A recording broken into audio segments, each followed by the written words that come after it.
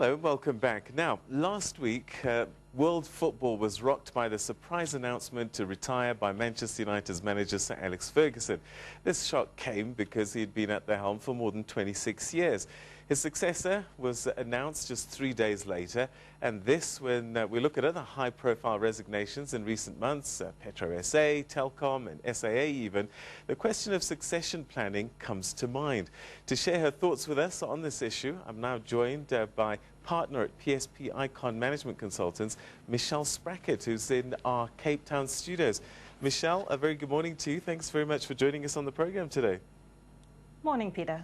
All right, so Alex Ferguson leaving Manchester United, a big story in the world of football, but you think that there's some lessons around succession planning that could be learned from there? Absolutely. I think businesses in South Africa can learn a lot of lessons from this story. It's important that succession planning starts being seen as an integral part of any company's strategic objectives, so that they start to look at their talent pool and identify the skills they will need both present and in the future, so that they can start grooming people to fill those gaps. So that when something like the Alex Ferguson case or even the Gary Kirsten case that we had last week arises, that there are plans in place to address those. And I would imagine, especially if they've been at the helm for some time, but even short-term managers, it's still important. Absolutely. What we're seeing in South African businesses at the moment is a fast turnaround of top managers.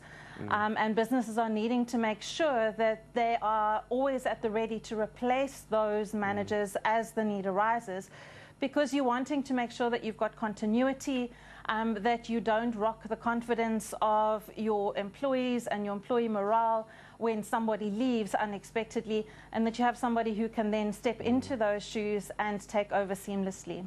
So what could be the consequences of not having a plan in place? You know, in the introduction we mentioned Telkom, SAA, and I would imagine even in politics sometimes, if a succession plan's not in play, there are consequences. What could be those consequences?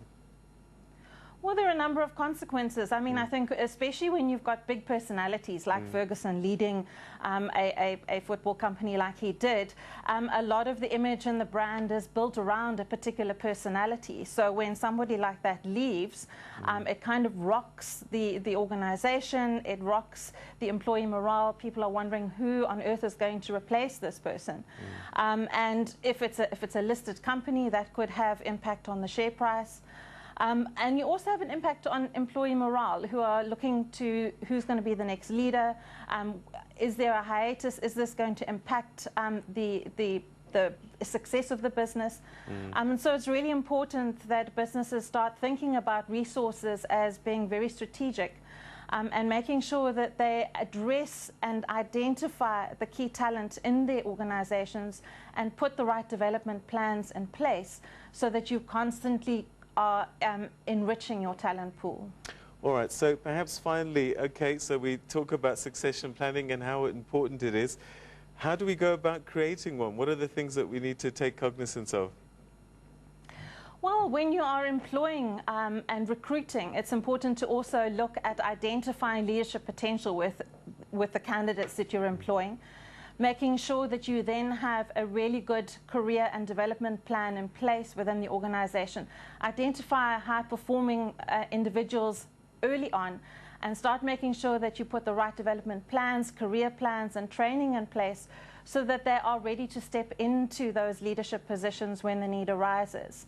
I think companies feel that succession planning is something for the future, whereas it can have enormous benefits for companies in the present, in that you are enriching your talent pool, you are creating leadership, and you're creating a workforce that is motivated because they know that they are able to move up within the organization and they have great career opportunities. Michelle, we're going to have to leave it there, unfortunately, but thank you so much indeed for sharing your thoughts with us this morning.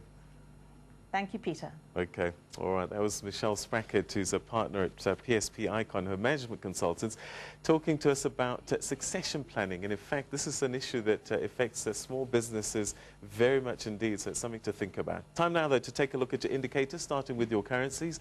The Rand, well,